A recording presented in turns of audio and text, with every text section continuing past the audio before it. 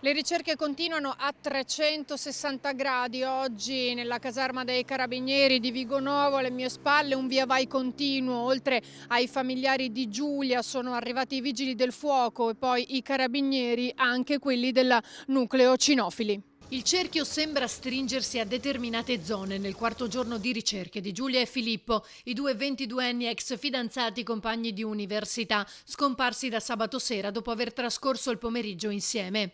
Questa mattina nella zona industriale di Fossò, a pochi metri dal punto in cui sono state trovate le macchie di sangue ancora da identificare, si sono riuniti per coordinarsi i vigili del fuoco e i carabinieri con i cani per capire dove dirigere le ricerche.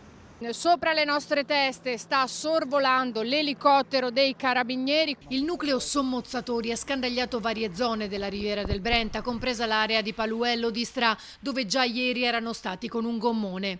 L'elicottero ha sorvolato anche la statale Noalese e le aree adiacenti. Si presume sia la strada percorsa dalla Grande Punto Nera guidata da Filippo per lasciare la riviera del Brenta, raggiungere la provincia di Treviso, poi l'Alto Bellunese, dove lungo la Lemagna Ospitale è passata domenica mattina alle 9. Il transito infatti è stato registrato da una telecamera di sicurezza. Una fuga di oltre 400 chilometri che aumenta di giorno in giorno l'angoscia delle due famiglie. Nuove ricerche sono state effettuate poi nella zona industriale di Fossò, dove in via Prima Strada c'erano tracce di sangue e lunedì mattina gli uomini della scientifica per i rilievi, come racconta un testimone. C'erano queste macchine di sangue che non ho notato io perché sono arrivato tardi, cioè sono arrivato presto in fabbrica, alle 6:30, era ancora buio. C'erano queste macchie di sangue che finivano vicino al palo della luce, lì dove c'era una chiazza più grande.